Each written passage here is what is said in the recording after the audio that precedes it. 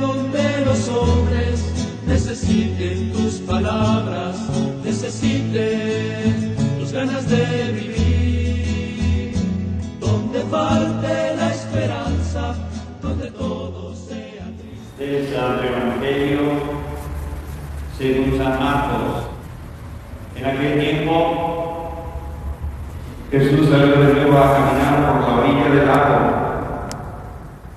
Toda la muchedumbre lo seguía y él les hablaba. Al pasar vio a Leví, Mateo, el hijo de Alfeo, sentado en el banco de los impuestos y le dijo: sígueme. Él se levantó y lo siguió. Mientras Jesús estaba a la mesa en casa de Leví, muchos publicanos y pecadores se sentaron a la mesa junto con Jesús y sus discípulos, porque eran muchos los que lo seguían. Y entonces los escribas de la secta de los fariseos, viéndolo comer con los pecadores y publicanos, preguntaron a sus discípulos: ¿por qué su maestro come y bebe en compañía de publicanos y pecadores? Habiendo oído esto, Jesús les dijo: no son los sanos los que tienen necesidad del médico, sino los enfermos. Yo no he venido para llamar a los justos, sino a los pecadores. Palabra del Señor. Recordando que estamos en esta primera semana del tiempo ordinario y que la liturgia pues es maestra para que comprendamos que la misa de todos los días tiene una continuidad y no es como si fuera destellos o acciones personales y particulares por algunas intenciones. Eso en la misericordia y en el amor de Dios lo sabe, y aunque ni le pidiéramos cosas, Él siempre nos da más de lo que necesitamos. Pero si hacemos el esfuerzo de que la liturgia sea como esa maestra que nos va instruyendo en la palabra, vamos captando por eso ese sentido del tiempo ordinario.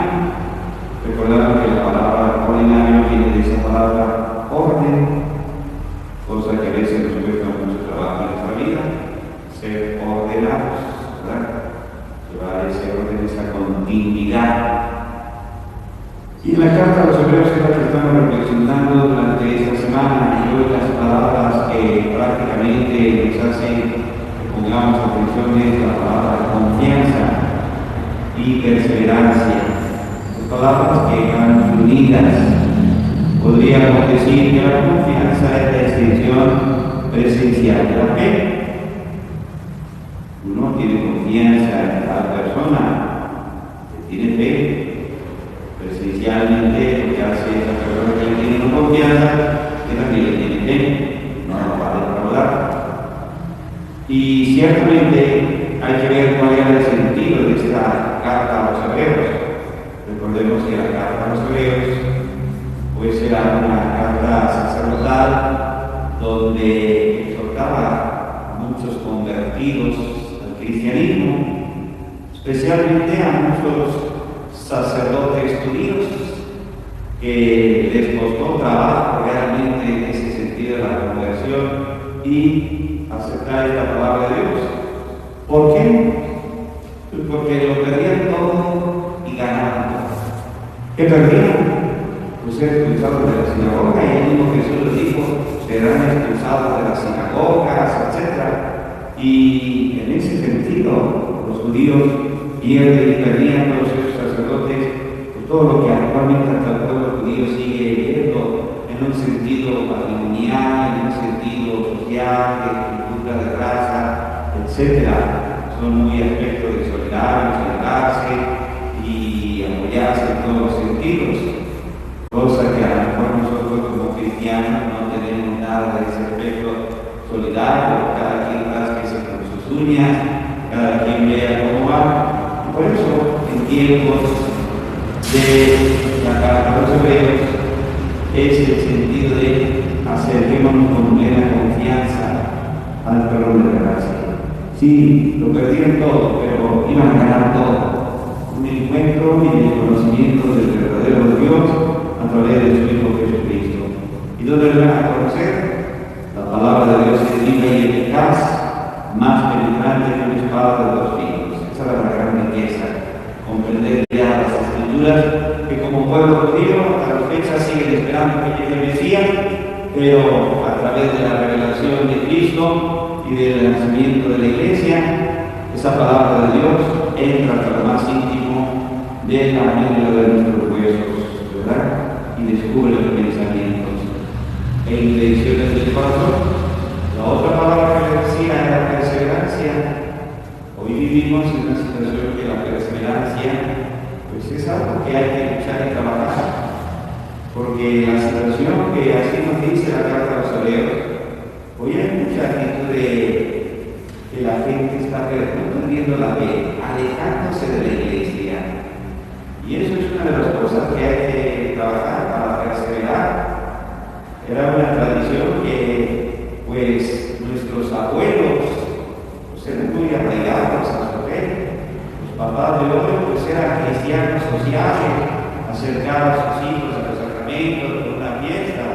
Los hijos actualmente hoy son muy distantes de su fe. Los nietos ya ni los bautizan y ya ni se preocupan, y está más preocupada la abuela, la bisabuela, que esto y que lo otro, porque los hijos y los nietos pues ya ni quieren se preocupan. Es algo preocupante, porque realmente la familia es una común que la abuelita es que no ha querido bautizar, y antiguamente los abuelos pues al mes, no, es que abuelita lo va a bautizar al año para hacerle la fiesta, para hacer esto y para hacer aquello.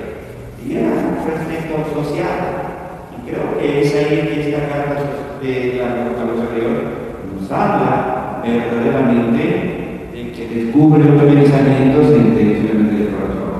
Todo queda desnudo y descubierto ante los ojos de aquel a quien debemos de rendir cuentas. Y esa perseverancia de preguntarnos en nuestra fe, realmente nos hemos ganado esa confianza de Dios. ¿Puede Dios confiar en mí? Ese es el llamado de Mateo, porque algo le dio Jesús para que le dijera viéndolo sentado en el banquillo de los impuestos: sígueme. Y dejándolo todo lo siguió. Es una confianza que le tiene Jesús, y que muchas veces nosotros hay gente que confía, pero nos resistimos porque ya no es conforme a nuestros intereses, nuestras acciones. Hay gente que confía y ha perdido la confianza porque no hemos sido constantes en nuestra formación, en nuestra vida humana y en nuestra vida social. Y es algo que por eso es la perseverancia, de que vean en nuestra vida lo más cristianamente posible nuestra forma de ser.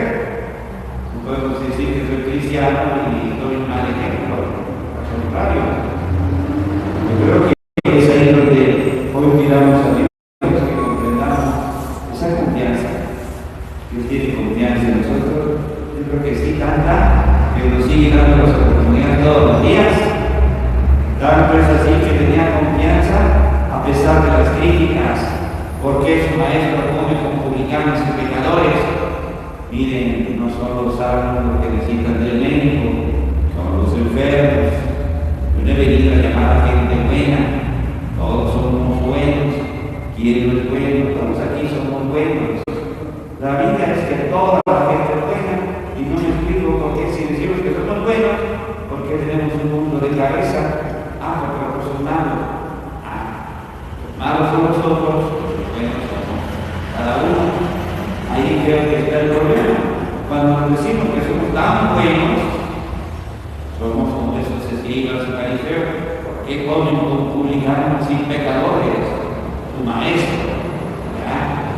A ver, yo vengo a llamar a que se sienta llamado con la capacidad del servicio, y si tienes esa capacidad, confía en Dios en que hagamos ese servicio, y no nada más nos quedemos porque sí lo puedo hacer, pero nunca lo hago. Sí pudiera hacer esto, pero no lo acerco. Sí puedo apoyar a la iglesia en esas acciones pastorales, pero primero esto, en fin, hay esas cosas que por eso la perseverancia de la iglesia que muchos estén desertando y no nos espantemos, lo vemos en la propia casa.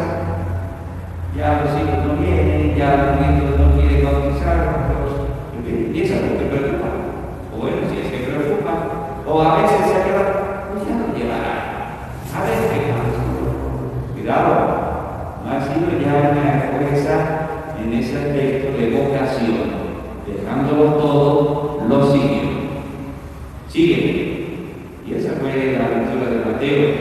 A pesar de su condición de pecador, de ser señalado ante la sociedad, de ser un recaudador de impuestos, confía en el Señor, ahí está la confianza, y quiere perseverar en su misión como discípulo.